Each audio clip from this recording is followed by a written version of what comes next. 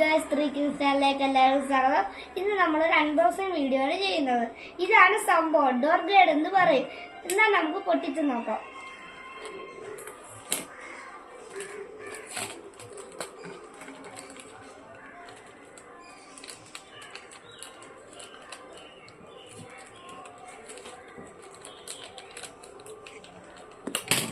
ഞാൻ ചെന്നപ്പോ